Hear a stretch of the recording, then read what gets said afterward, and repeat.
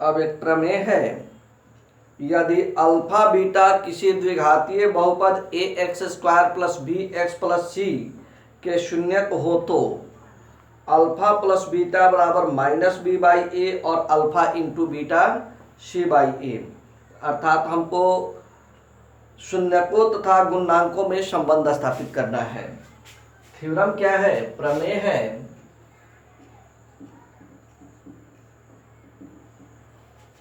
यदि alpha beta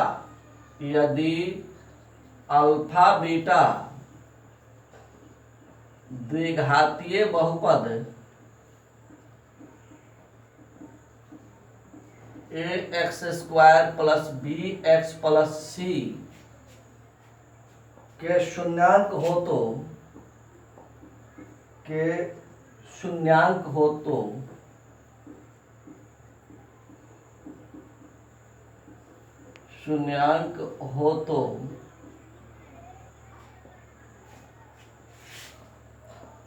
alpha plus beta बराबर minus B by A और अल्फा इंटू बीटा बराबर सी बाई ए। अब चलिए, तो प्रमाण में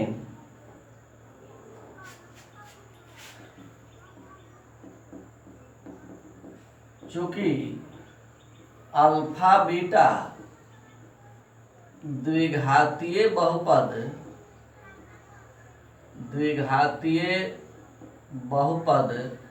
ए X square plus B X plus C के शून्यांक है, इसलिए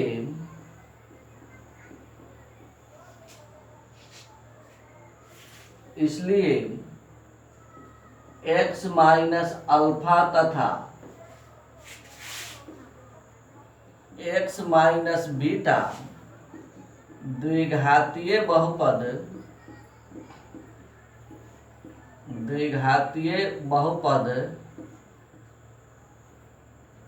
A X square plus B X plus C के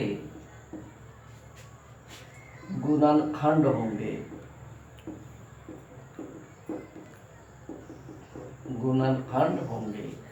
इसलिए A X square plus B X plus C बराबर X minus alpha K into X minus alpha into X minus beta, जहां K अचर राशि है।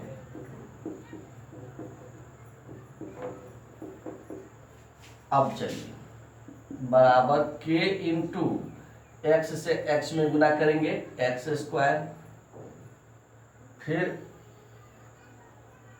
एक्स से एक्स में गुना x square, x से माइनस अल्फा में minus alpha x, minus beta से एक्स में minus beta x, minus minus plus beta से अल्फा में अल्फा इंटू बीटा, बराबर के इंटू एक्स स्क्वायर, माइनस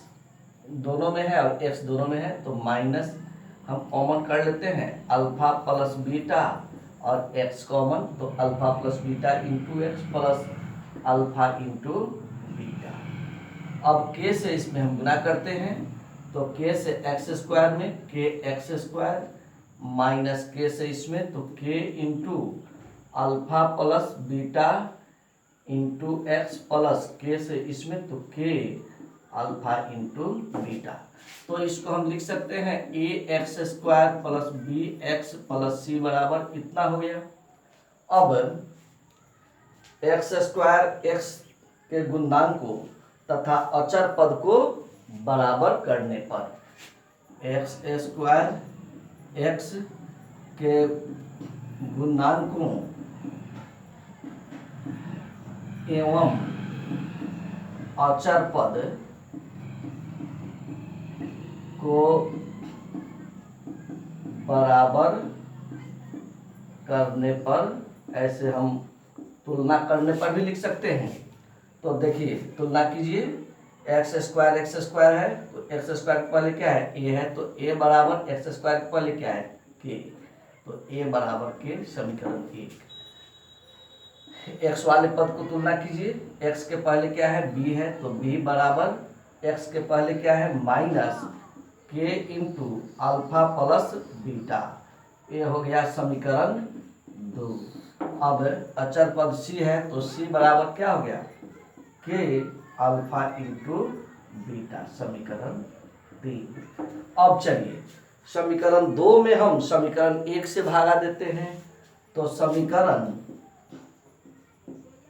2 भागा समीकरण 1 से, तो b बाई ए बराबर माइनस के इंटू अल्फा प्लस बीटा बटा के से के खत्म, या b बाई ए बराबर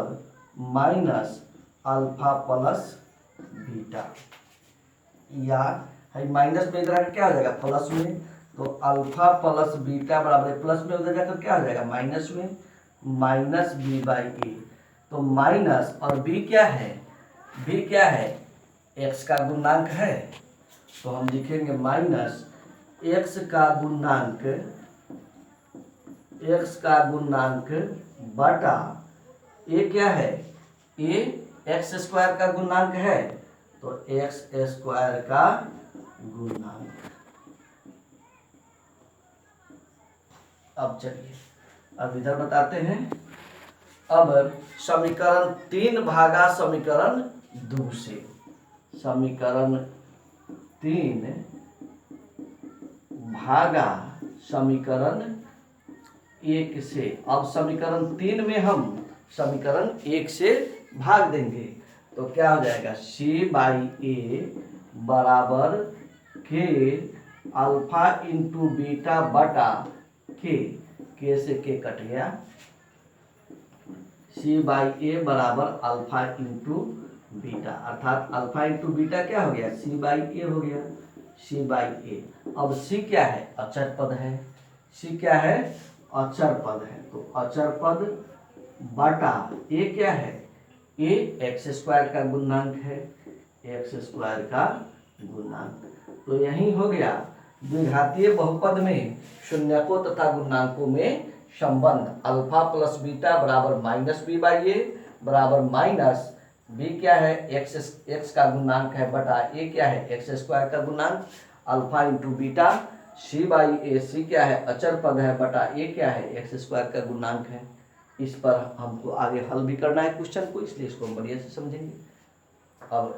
त्रिघातीय बहुपद में अगले वीडियो में।